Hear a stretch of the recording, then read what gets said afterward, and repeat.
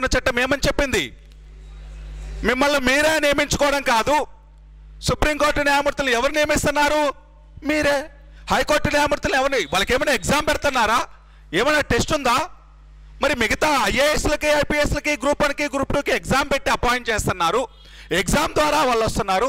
నీకేమీ ఎగ్జామ్ లేకుండా మిమ్మల్ని మీరే నియమించుకోవడం ఏమైనా కరెక్టా? అందుకని మీకు కూడా ఒక కమిషన్ అనేటువంటిది పెడతాం. ఏపీపీఎస్సీ, యూపీఎస్సీ లాగా మీకు ఒక కమిషన్ పెడతాం. ఆ కమిషన్ అనేటువంటిది ఎగ్జామ్లు పెడుతుంది. ఆ కమిషన్ ద్వారా అపాయింట్ కావాలి అని నేషనల్ జ్యుడిషియల్ అపాయింట్మెంట్ కమిషన్ని ఏర్పాటు చేస్తే అది వీరు అంటే అది కరెక్ట్ కాదు. ఇది రాజ్యాంగ మౌలిక సూత్రాలకు విరుద్ధము. రాజ్యాంగాన్ని వైలేట్ చేసి మీరు ఏర్పాటు చేశారు అని చెప్పేసి సుప్రీంకోర్టు ఏం చెప్పింది? రద్దు చేసింది. అందరికీ న్యాయం చెప్పింది, కానీ అక్కడ మాత్రం పార్షియాలిటీ. అంతేనా? అందరూ ప్యూర్గా ఉండాలి, కానీ వీళ్ళు మాత్రం ప్యూర్గా ఉండకూడదు. అదేనా చెప్పింది కేసులో? ఇప్పుడు దీన్ని ఏర్పాటు చేయడం వల్ల వాళ్ళకి ఏమైనా నష్టం ఉందా? ఏమీ నష్టం లేదు. కాకపోతే వాళ్ళు ఏమంటారు అంటే, ఈ కమిషన్ని ఏర్పాటు చేసి దీనిలో న్యాయశాఖ మంత్రి సభ్యుడిగా ఉన్నాడు. దీనిలో ఎవరు మెంబర్గా ఉన్నాడు? Law minister. లా మినిస్టర్ అంటే ఆటోమేటిక్గా ఎవరు? రూలింగ్ పార్టీ వాడు. రూలింగ్ పార్టీ అంటే వాళ్ళకు నచ్చిన వాళ్ళని అపాయింట్ చేసుకోవచ్చు కదా. అందుకని మీకు ప్రభుత్వానికి రోల్ ఉండకూడదు, ఇది కార్యనిర్వాహక వర్గానికి రోల్ ఉండకూడదు. ఇంతకు ముందు నుంచి ఎలాగొస్తుందో అదే ప్రాసెస్ని కంటిన్యూ చేయాలి అని చెప్పేసి దీనిని రద్దు చేసింది. ఇది ఏ కేసు?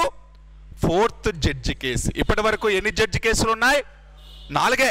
4 జడ్జి కేసులు ఉన్నాయి. First 1982, second 1993, third 1998, fourth 2015. ఇవన్నీ సుప్రీంకోర్టు దగ్గర చెప్పింటాను. చూడండి ఒకసారి, మళ్ళీ చూడండి. సుప్రీంకోర్టు దగ్గర ఈ 4 జడ్జి కేసులు మళ్ళీ ఒకసారి చూడండి.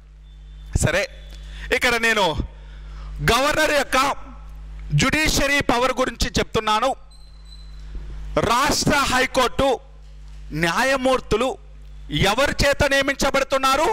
రాష్ట్రపతి. కాకపోతే రాష్ట్ర హైకోర్టు జడ్జెస్ను అపాయింట్ చేసేటప్పుడు రాష్ట్రపతి ఆ రాష్ట్ర గవర్నర్ను సంప్రదించాలి. అంతే. ఆయన రోల్ ఏమి సంప్రదించాలి, ఖచ్చితంగా ఆయన ఏమీ రిజెక్ట్ చేయడు. కాకపోతే రాష్ట్ర హైకోర్టు న్యాయమూర్తులను నియమించేటప్పుడు 217 ఆర్టికల్ ప్రకారం ఎవరిని సంప్రదించాలి? ఆ రాష్ట్ర గవర్నర్ను సంప్రదించాలి. ఓకేనా? రాష్ట్ర హైకోర్టు న్యాయమూర్తులను నియమించేటప్పుడు ఎవరిని సంప్రదించాలి? రాష్ట్ర గవర్నర్ను సంప్రదించాలి. దాంతోపాటు హైకోర్టు ప్రధాన న్యాయమూర్తిని నియమించేటప్పుడు కూడా ఎవరిని సంప్రదించాలి? గవర్నర్ను ఈయనేదో అపాయింట్ చేస్తాడు కాదు, అపాయింట్ చేసేది ఎవరు? రాష్ట్రపతి. హైకోర్టు న్యాయమూర్తుల్ని, ప్రధాన న్యాయమూర్తిని నియమించేది ఎవరు? రాష్ట్రపతి. రాష్ట్రపతి యొక్క ముద్ర చేతే అపాయింట్ కాబడుతున్నాడు. కానీ అపాయింట్ చేసేటప్పుడు ముందుగా ఎవరిని సంప్రదిస్తాడు? ఎవరిని కన్సల్ట్ చేస్తాడు? రాష్ట్ర గవర్నర్ను సంప్రదించాలి. ఓకేనా? రాష్ట్ర గవర్నర్ అంటే ఆయనకు రోల్ ఉంది కదా, ఎంతో కొంత రోల్ ఉంది కదా, జ్యుడిషియరీ సిస్టంలో ఎంతో కొంత రోల్ ఉంది. సరే, రాష్ట్ర గవర్నర్ను సంప్రదించిన తర్వాత ఆ రాష్ట్ర హైకోర్టు ప్రధాన మరియు ఇతర న్యాయమూర్తుల్ని రాష్ట్రపతి నియమిస్తున్నాడు. ఒక రాష్ట్ర హైకోర్టులో, ఇంతకుముందు మీకు సుప్రీంకోర్టులో ఎంతమంది న్యాయమూర్తులు ఉండాలి అని ఎవరు డిసైడ్ చేస్తారు? పార్లమెంట్ డిసైడ్ చేస్తుంది. అంతేనా? సుప్రీంకోర్టులో ఎంతమంది జడ్జెస్ ఉండాలి అనేటువంటిది, దాని యొక్క మెంబర్స్ ఎంతమంది ఉండాలి అని ఎవరు డిసైడ్ చేస్తారు? పార్లమెంట్ చట్టం చేస్తుంది. టైం టు టైం కేసులు పెరిగే కొద్దీ నెంబర్స్ను కూడా పెంచుతూ పోతుంది. అదే ఇప్పుడు హైకోర్టులో ఎంతమంది జడ్జెస్ ఉండాలి, హైకోర్టులో ఎంతమంది న్యాయమూర్తులు ఉండాలి అని ఎవరు డిసైడ్ చేస్తారు?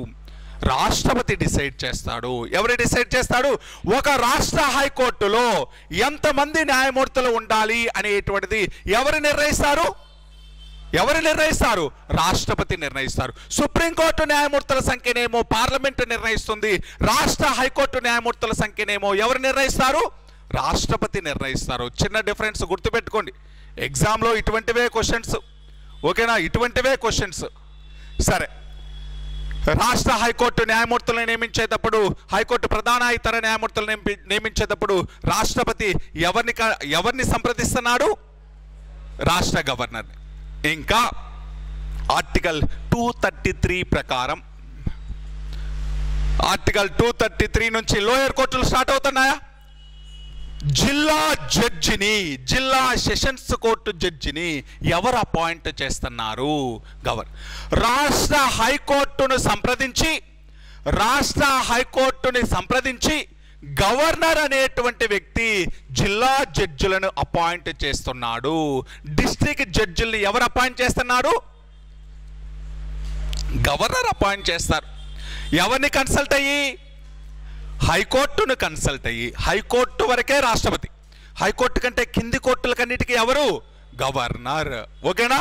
జిల్లా జడ్జిని ఎవరు అపాయింట్ చేస్తున్నారు? గవర్నర్. ఆయన ఊరకే ఆయనకు నచ్చిన అపాయింట్ చేస్తాడా? ఎవరిని సంప్రదించాలి? రాష్ట్ర హైకోర్టును సంప్రదించి జిల్లా జడ్జిల్ని అపాయింట్ చేస్తున్నాడు అని ఏ ఆర్టికల్ చెప్తుంది? 233. నెక్స్ట్ రండి 234. లోయర్ కోర్టులు అంటే ఆ రెండు ఆర్టికల్సే, ఇంకేం నేర్చుకోవాల్సిన పనిలా, ఈ రెండు ఆర్టికల్సే. 234. ఇప్పుడు జిల్లా కోర్టు కంటే కింద కోర్టులు ఉంటాయా? కింద కోర్టులు అంటే ఏంటి? మున్సిఫ్ కోర్టులు, లేకపోతే లేకపోతే సబార్డినేట్ కోర్టులు, లేకపోతే సివిల్ కోర్టులు ఉంటాయి చూడండి. మెజిస్ట్రేట్ కోర్టులు, సివిల్ కోర్టులు, ఇటువంటి కోర్టులన్నీ ఉంటాయి. మరి జిల్లా కోర్టుల కంటే కింది కోర్టులకి వాళ్ళకు కూడా జడ్జిలు ఉంటారా? జూనియర్ సివిల్ జడ్జి అంటే ఈ మధ్య కాలంలో జూనియర్ సివిల్ జడ్జి రిజల్ట్ వచ్చింది, ఒక పేదింటి కుర్రోడు జడ్జిగా నియమించబడ్డాడు. ఆయనకు ఉద్యోగము అంటే అర్థం ఏంటి? రిజల్ట్ వచ్చింది అంటే ఎగ్జామ్ పెట్టినట్టేనా? సివిల్ జడ్జి పోస్టులకి చిన్న స్థాయికి అంటే జిల్లా జడ్జి కంటే కింది వాటి కోసం ఏం చేస్తున్నారు? ఎగ్జామ్ ఎవరు కండక్ట్ చేస్తున్నారు? Public service commission, APPSC conduct చేస్తుంది, పబ్లిక్ సర్వీస్ కమిషన్. మరి ఫైనల్గా రాష్ట్ర హైకోర్టును సంప్రదించి చూడండి, రాష్ట్ర హైకోర్టును సంప్రదించి పబ్లిక్ సర్వీస్ కమిషన్ నోటిఫికేషన్ ద్వారా కింది స్థాయి కోర్టుల యొక్క జడ్జిలను ఎవరు అపాయింట్ చేస్తారు? గవర్నర్ అపాయింట్ చేస్తాడు. ఓకేనా? ఇక్కడ అంటే వీళ్ళందరికీ కూడా ఎవరు ఎగ్జామ్ పెడుతున్నారు? Public service commission. Public service commission test పెడుతుంది. ఈ పబ్లిక్ సర్వీస్ కమిషన్ టెస్ట్ ద్వారా అపాయింట్ కాబడుతున్నారు. ఫైనల్గా ఎవరి ముద్ర ఉంటుంది దానిపైన? గవర్నర్. ఓకేనా? మళ్ళీ చెప్తాను చూడండి. జిల్లా సెషన్స్ కోర్టు జడ్జి లేకపోతే జిల్లా జడ్జిని రాష్ట్ర హైకోర్టును సంప్రదించి గవర్నర్ నియమిస్తున్నాడు. మరి జిల్లా జడ్జిల కంటే క్రింది స్థాయి జడ్జిలు ఉంటారు చూడండి. ఈ సివిల్ జడ్జిలు, లేకపోతే మున్సిపల్ కోర్టు జడ్జిలు, లేకపోతే మున్సిపల్ కోర్టు జడ్జిలు, లేకపోతే మెజిస్ట్రేట్ కోర్టు జడ్జిలు, ఇటువంటి పోస్టులు మాత్రం, జిల్లా జడ్జిల కంటే క్రింది స్థాయి పోస్టులు మాత్రం పబ్లిక్ సర్వీస్ కమిషన్ ఒక ఎగ్జామ్ ద్వారా సెలెక్ట్ చేస్తుంది.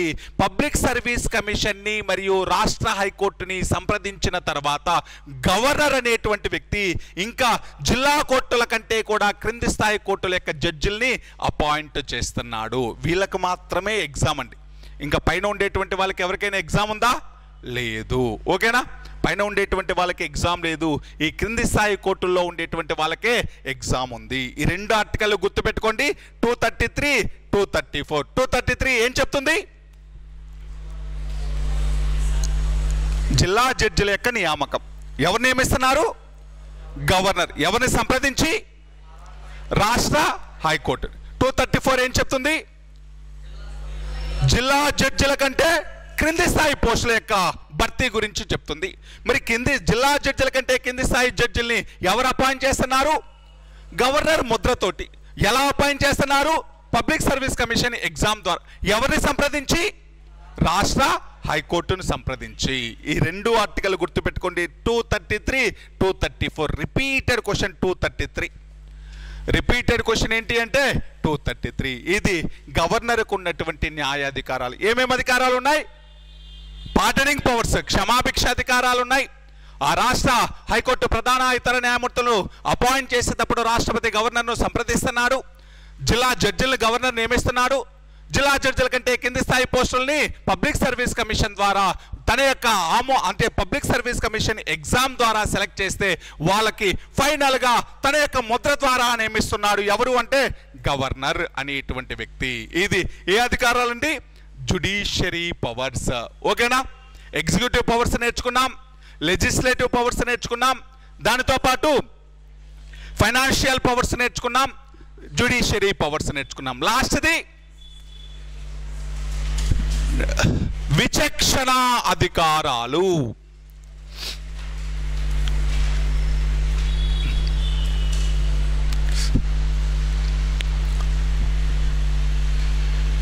గవర్నర్కు ఉండేటువంటి విచక్షణ అధికారాలు, డిస్క్రిమినేటరీ పవర్స్, విచక్షణ అధికారం ఏమీ ఉండదు, చాలా సింపుల్. ఇది విచక్షణ అంటే అర్థం ఏంటి? ఏది మంచి ఏది చెడు అని అతనికి అతనే ఆలోచించుకోవడం, అదే విచక్షణ అంటే.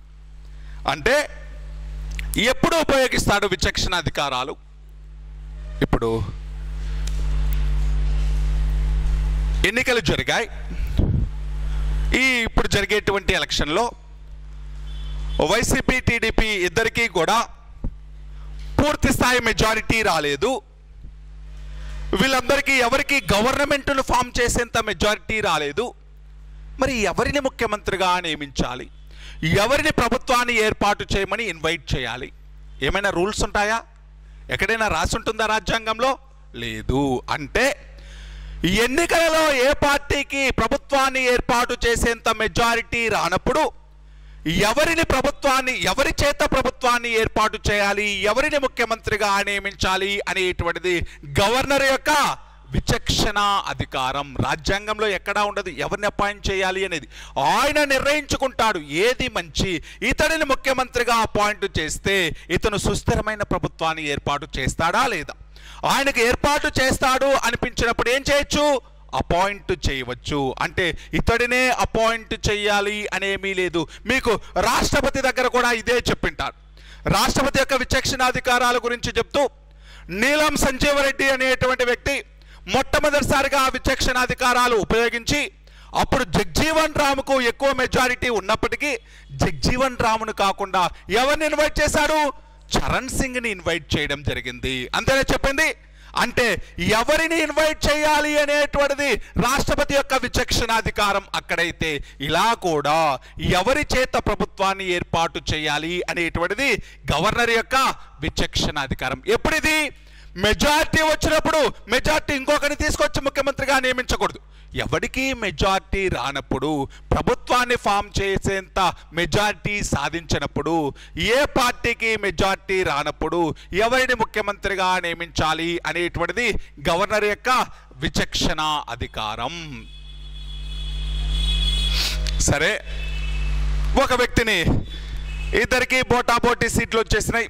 అంటే అందరికీ తలా కొన్ని సీట్లు వచ్చేసినాయి. ఒక 70 సీట్లు వైసీపీ, ఒక 65 సీట్లు టీడీపీ, సిపిఎం ఒక 5 సీట్లు, సిపిఐ ఒక 5 సీట్లు, రిమైనింగ్ కాంగ్రెస్కి వచ్చేసాయి అనుకోండి. రిమైనింగ్ ఎవరికైనా మెజార్టీ వచ్చిందా? 175 సీట్లలో మెజార్టీ అంటే బై 2, అంతేనా? అంత సీట్లు ఎవరికైనా వచ్చినాయా? రాలేదు.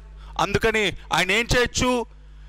ఈయనకి ఎక్కువ వచ్చాయని ఈయననే కాదు, తక్కువ వచ్చినటువంటి వ్యక్తిని కూడా, 65 వచ్చినటువంటి వ్యక్తిని కూడా ఏం చేయొచ్చు? ముఖ్యమంత్రిగా నియమించవచ్చు.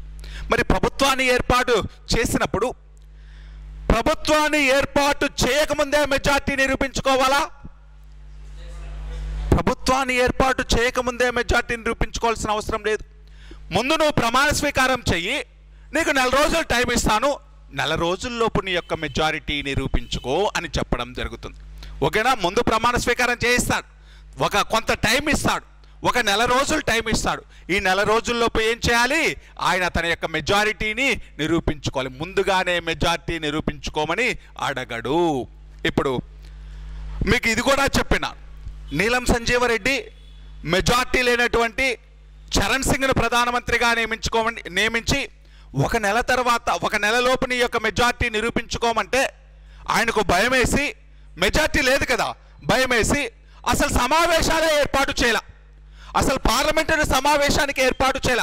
అందుకే చూడండి, ఒక్క పార్లమెంటు సమావేశానికి కూడా హాజరవని ప్రధానమంత్రి ఎవరు? ఎందుకని? ఆయన సమావేశాన్ని ఏర్పాటు చేస్తే ఏమైపోతుంది? ప్రభుత్వం పడిపోతుంది. అందుకే ఆ 1 నెలతో పాటు సమావేశం ఏర్పాటు చేయడానికి 6 నెలలు టైం ఉంటుంది కదండి. అంటే ఆపద్ధర్మ, ఒక నెలలో ఏర్పాటు, నాకు మెజార్టీ లేదు, నేను సమావేశాన్ని ఏర్పాటు చేయలేను అంటే, అయా నువ్వు ఆపద్ధర్మ ప్రధానమంత్రిగా ఉండు, కొన్ని రోజుల తర్వాత ఎలక్షన్స్ పెడతామని ఒక 7 నెలలు మాత్రమే ఉన్నాడు ప్రధానమంత్రిగా. ఎవరు? చరణ్ సింగ్. ఓకేనా? ఇలే మెజార్టీ ఎవరికి రానప్పుడు ఎవరిని ముఖ్యమంత్రిగా నియమించాలి, ఎవరిని ప్రభుత్వాన్ని ఏర్పాటు చేయాలి అనేటువంటిది గవర్నర్ యొక్క విచక్షణ అధికారం. గవర్నర్ అంటే ప్రభుత్వాన్ని ఏర్పాటు చేసేటువంటి వ్యక్తిని ముందుగానే మెజారిటీ నిరూపించుకోమని ఏమీ చెప్పడు, కొంత టైం ఇచ్చి ఆ టైంలోపు మెజారిటీ నిరూపించుకోమని కోరడం జరుగుతుంది. ఇంకా ఆయన యొక్క విచక్షణ అధికారాలు ఏంటి అంటే, ఒక రాష్ట్రంలో పరిపాలన సరిగా జరగటం లేదు, రాష్ట్ర ప్రభుత్వం అనేటువంటిది మిస్గవర్నెన్స్ అంటే అధికార దుర్వినియోగం చేస్తుంది, కాబట్టి ఈ రాష్ట్ర ప్రభుత్వాన్ని రద్దు చేసి ఇక్కడ రాష్ట్రపతి పాలన పెట్టండి అని ఎవరికి ఒక రిపోర్టును పంపించవచ్చు? రాష్ట్రపతికి పంపించవచ్చు. అది కూడా ఆయన యొక్క విచక్షణ అధికారం. ఓకేనా? ఒక రాష్ట్రంలో రాష్ట్రపతి పాలన ఎప్పుడు ప్రవేశపెడతారు? ఎప్పుడు ప్రవేశపెట్టడానికి అవకాశం ఉంది? ఖచ్చితంగా గవర్నర్ యొక్క రిపోర్ట్ అవసరమా? అవసరం లేదు. గవర్నర్ రిపోర్ట్ ఇచ్చినా ఇవ్వకపోయినా కూడా రాష్ట్రపతి పాలన ఇంపోజ్ చేయవచ్చు. ఓకేనా? మీకు రాష్ట్రపతి పాలన దాని గురించి ఎక్స్ప్లెయిన్ చేసినప్పుడు చెప్పింటా. రాష్ట్రపతి పాలన ఎప్పుడు ఇంపోజ్ చేస్తారు అంటే, ఆ రాష్ట్రంలో పరిపాలన సరిగా జరగనప్పుడు, ఏ పార్టీ కూడా ప్రభుత్వాన్ని ఏర్పాటు చేయడానికి ముందుకు రాని సమయంలో, లేకపోతే ఆ రాష్ట్ర గవర్నర్ అనేటువంటి వ్యక్తి రాష్ట్రంలో పరిపాలన సరిగా జరగటం లేదు అని ఒక రిపోర్ట్ ఇచ్చినప్పుడు, ఎటువంటి సమయంలో రాష్ట్రంలో రాష్ట్రపతి పాలన ఇంట్రడ్యూస్ చేయవచ్చు. అంటే గవర్నర్ ఏం చేయవచ్చు?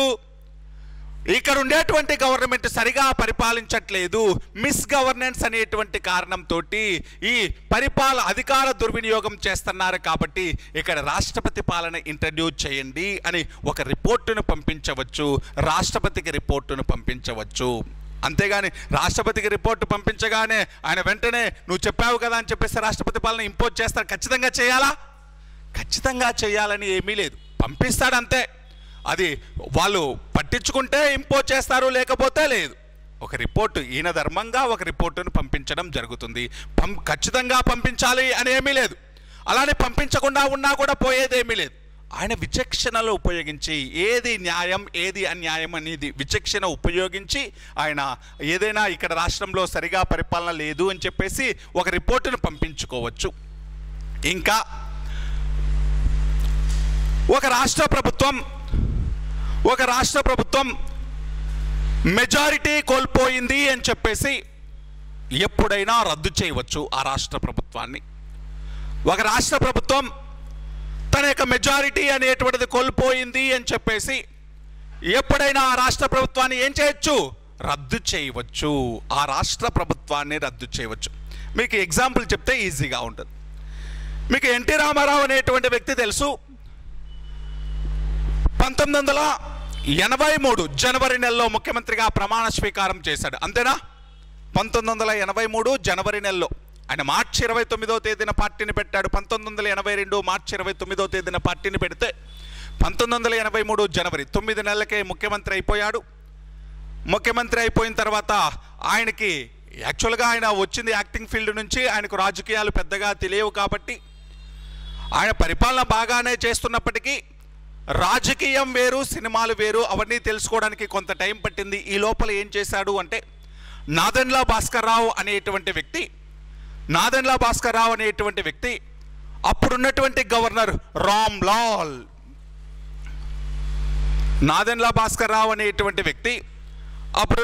గవర్నర్ రామ్లాల్ అనేటువంటి వ్యక్తికి ఏమని చెప్పాడు అంటే, అయ్యా ఎన్టీ రామారావు గారికి ఎక్కువ మంది మెజారిటీ ఎమ్మెల్యేలు సపోర్టు చేయట్లేదు, ఆయన తన యొక్క మెజారిటీని కోల్పోయాడు, ఎక్కువ మంది ఎమ్మెల్యేలు నాకే సపోర్టు చేస్తున్నారు, కాబట్టి ఎన్టీఆర్ను ముఖ్యమంత్రిగా దించేసి నన్ను ముఖ్యమంత్రిగా అపాయింట్ చేయండి అని ఒక రిపోర్ట్ ఇచ్చాడు, ఒక రిప్రజెంటేషన్ ఇచ్చాడు. ఎవరు? నాదెండ్ల భాస్కర్. అప్పుడు యాక్చువల్గా గవర్నర్ ఏం చేయాలి? పద్ధతి ప్రకారం, ఒక రూల్ ప్రకారం, ప్రొసీజర్ ప్రకారం ఏం చేయాలి అంటే వెంటనే నాదెండ్ల భాస్కర్ రావుని పిలిచి ముఖ్యమంత్రిగా నియమించకూడదు. ఎన్టీ రామారావు గారిని పిలిచి, అయ్యా కొంత టైం ఇస్తున్నాను, ఈ టైంలోపు నీ యొక్క మెజారిటీ నిరూపించుకో, లేకపోతే ఆటోమేటిక్గా నీ ప్రభుత్వం పడిపోతుంది అని ఆయనకి ఛాన్స్ ఇవ్వాలి, అవకాశం.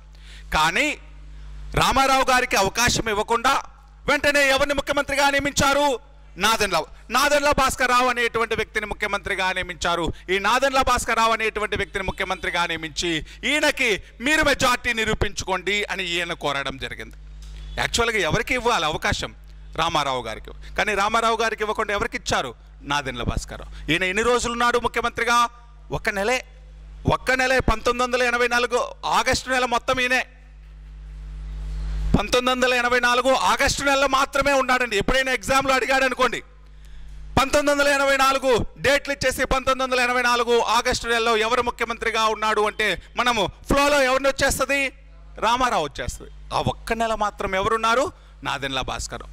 నాదెండ్ల భాస్కర్ రావుని ముఖ్యమంత్రిగా చేశాడు. ఆయనకు యాక్చువల్గా మెజార్టీ లేదు, గ్రౌండ్లో రియాలిటీలో మెజార్టీ లేదు. అదే సమయంలో ఇంకా రామారావు గారు కూడా వచ్చేసి సెంట్రల్ లెవెల్లో, నేషనల్ లెవెల్లో ఉద్యమాలు చేయడం, ఆయనకు మెజారిటీ పార్టీలన్నీ కూడా, ప్రతిపక్ష పార్టీలన్నీ సపోర్టు చేయడంతో అప్పుడున్నటువంటి ముఖ్యమంత్రి అప్పుడున్నటువంటి గవర్నర్ రామ్లాల్ అనేటువంటి వ్యక్తిని తొలగించి వేసి శంకర్ దయాళ్ శర్మ అనేటువంటి వ్యక్తి తర్వాత రాష్ట్రపతిగా కూడా చేశాడు. శంకర్ దయాళ్ శర్మ అనేటువంటి వ్యక్తిని గవర్నర్గా నియమించిన తర్వాత ఈయన ఏం చేశాడు అంటే నాదెండ్ల భాస్కర్ రావు అనేటువంటి వ్యక్తిని మీ యొక్క మెజార్టీ నిరూపించుకోండి అని కోరాడు. ఆయన ఏం చేశాడు? ప్రతిరోజు సమావేశం అనేటువంటిది జరగగానే వాయిదా పడుతుంది. సమావేశం అంటే ఆ సమావేశం అనేటువంటిది జరిగితే కదా అక్కడ ఉండేటువంటి మెజార్టీ నిరూపించుకోవడానికి. ఆయన కావాలని డిలే చేస్తున్నాడు, మెజార్టీ లేదు, కావాలని డిలే చేస్తున్నాడు అని అర్థమైంది శంకర్. రోజు కూడా వాయిదా పడ్డమే. దీంతో ఏం చేశాడు అంటే ఈయనకు మెజార్టీ లేదు అని తెలుసుకొని ఇతన్ని తొలగించి మళ్ళీ ఎవరికి అవకాశం ఇచ్చాడు? ఎన్టీ రామారావుకి అవకాశం. ఆయనకి ఎలాగో మెజార్టీ నిరూపించుకోలేకపోతున్నాడు, మీరు ప్రమాణ స్వీకారం చేయండి, మీరు ప్రమాణ స్వీకారం చేసి మీ మెజార్టీ నిరూపించుకోండి అని మళ్ళీ రామారావుకి అవకాశం ఇచ్చారు. సెప్టెంబర్లో మళ్ళీ రామారావు ప్రమాణ స్వీకారం చేశాడు, తన యొక్క మెజార్టీ నిరూపించుకున్నాడు. మెజార్టీ నిరూపించుకున్న తర్వాత ఊరికే ఉంటాడా? వీళ్ళందరూ నాకు వెన్నుపోటు పడవాలని చూశారు, వీళ్ళెవడూ ఎమ్మెల్యేగా ఉండడానికి వీల్లేదు అని చెప్పేసి మొత్తం అసెంబ్లీనే రద్దు చేశాడు. అసెంబ్లీనే రద్దు చేసి మళ్ళీ ఎలక్షన్కి వెళ్ళిపోయాడు. ఎందుకని? విపరీతమైన సింపతి ఆయనకి, సానుభూతి. అయ్యో రామారావు గారిని, ఇంతటి వాళ్ళని, దేవుళ్ళ లాంటి వాడిని అన్యాయం చేశారు ఆయనకేం చెప్పేసి సింపతి వచ్చింది. ఆ సింపతిని ఏం చేసుకొని ఎలక్షన్కి వెళ్తే మళ్ళీ 5 సంవత్సరాల పదవిలో ఉండొచ్చు, అంతేనా? అందుకే 1985లో రద్దు చేసి మళ్ళీ ఎలక్షన్కి వెళ్ళిపోయాడు. ఎలక్షన్కి వెళ్ళిపోయిన తర్వాత బ్రహ్మాండమైన మెజార్టీతో గెలిచాడు. మళ్ళీ 5 రోజులు 1989 వరకు 5 సంవత్సరాలు ముఖ్యమంత్రిగా ఉన్నాడు. ఎవరు? లేకపోతే ఆయనకు గెలిచేసి లేదు. రెండోసారి విపరీతమైనటువంటి ఆయన అంతా కూడా ఎలా అయిపోయింది, గ్రామాధికారులను రద్దు చేశాడు, కర్ణాలు, రెడ్లను రద్దు చేశాడు. దాంతోపాటు గవర్నమెంట్ ఎంప్లాయీస్ యొక్క ఏజ్ని 55కు తీసుకొచ్చాడు. దాంతోపాటు వీళ్ళలో అంటే మంత్రులందరూ తప్పు చేస్తున్నారు అని చెప్పేసి ధర్మ మహామాత్రులు అనేటువంటి ఒక పెద్ద న్యాయాధికారులు అని చెప్పేసి ప్రతి వాళ్ళ మీద ఈ రెస్ట్రిక్షన్స్, కండిషన్స్, విపరీతమైనటువంటి నెగిటివిటీ వచ్చింది సొసైటీలో. ఏదో చేస్తాడనుకున్నాం కానీ ఇంత నెగిటివిటీ వచ్చేసింది. అదే సమయంలో నాదెండ్ల భాస్కర్ రావు ఇష్యూ కూడా ఆయనకు బాగా కలిసి రావడంతో మళ్ళీ బ్రహ్మాండమైన మెజార్టీతో గెలిచాడు. ఎవరు? రామారావు అనేటువంటి వ్యక్తి. ఓకేనా? అంటే నేను ఇదంతా ఎందుకు చెప్పాను అంటే ఒక స్టోరీలో మనకు కావాల్సింది ఉంది. ఏముంది? ఎప్పుడైనా రూలింగ్ పార్టీ మెజారిటీ కోల్పోయింది అని గవర్నర్ భావిస్తే ఆ రూలింగ్ పార్టీని రద్దు చేయవచ్చు. ఆ రూలింగ్ పార్టీని రద్దు చేసి ఇంకొకరికి ప్రభుత్వాన్ని ఏర్పాటు చేసేటువంటి అవకాశాన్ని ఇవ్వవచ్చు. అది కూడా గవర్నర్ యొక్క విచక్షణ అధికారం. అంతేగాని నువ్వెందుకు తీసేసావు అని అడగడానికి లేదు. నువ్వెందుకు తీసేసావు అది ఆయన యొక్క విచక్షణ అధికారం. ఓకేనా? సరే, ఆయన యొక్క విచక్షణ అధికారాల గురించి చెప్తున్నాను. ఏ పార్టీకి మెజార్టీ రానప్పుడు ఎవరి చేత ప్రభుత్వాన్ని ఏర్పాటు చేయడం అనేటువంటిది గవర్నర్ యొక్క విచక్షణాధికారం. అదేవిధంగా ఇక్కడ రాష్ట్రంలో పరిపాలన అనేటువంటిది సరిగా జరగట్లేదు, ఇక్కడ రాష్ట్రపతి పాలన విధించండి అని చెప్పేసి ఒక రిపోర్టు పంపించడం అనేటువంటిది ఆయన యొక్క విచక్షణాధికారం. రూలింగ్ పార్టీ అనేటువంటిది మెజార్టీ కోల్పోయింది అని గవర్నర్ భావించినప్పుడు దాన్ని రద్దు చేసి కొత్తగా వేరే వాళ్ళకి అవకాశం ఇవ్వడం అనేటువంటిది కూడా ఈ గవర్నర్ యొక్క విచక్షణ అధికారాలు, డిస్క్రిమినేటింగ్ పవర్స్ ఆఫ్ గవర్నర్. ఇది దేనికి సంబంధించింది? విచక్షణ అధికారాలు. రాష్ట్రపతి దగ్గర ఎక్కువ పవర్స్ ఉంటాయి కానీ ఈయనకు అన్ని పవర్స్ ఉన్నాయా గవర్నర్కి? ఎందుకని? Governor is a appointed body, అంతేనా, నియమించబడుతున్నాడు. రాష్ట్రపతి ఈజ్ ఏ ఎలక్టెడ్ బాడీ, నియమించబడుతున్నాడు. ఓకేనా, అది డైరెక్టా ఇండైరెక్టా తర్వాత ఇష్యూ.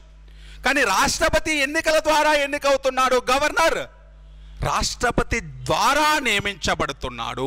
జస్ట్ గవర్నర్ అనేటువంటి వ్యక్తి కేంద్ర ప్రభుత్వం యొక్క ప్రతినిధిగా రాష్ట్రంలో ఉంటాడు, రాష్ట్రపతి యొక్క ప్రతినిధిగా రాష్ట్రంలో ఉంటాడు, అంతే. ఓకేనా, ఇది దేనికి సంబంధించింది, గవర్నర్కు సంబంధించింది. గవర్నర్ అనేటువంటి వ్యక్తి, ఆయనకు సంబంధించినటువంటి ఆర్టికల్స్, ఆయనకు సంబంధించినటువంటి powers, executive powers, legislative powers, judiciary powers, financial powers, discriminating powers. దీంతో ఏ టాపిక్ అయిపోయింది, గవర్నర్.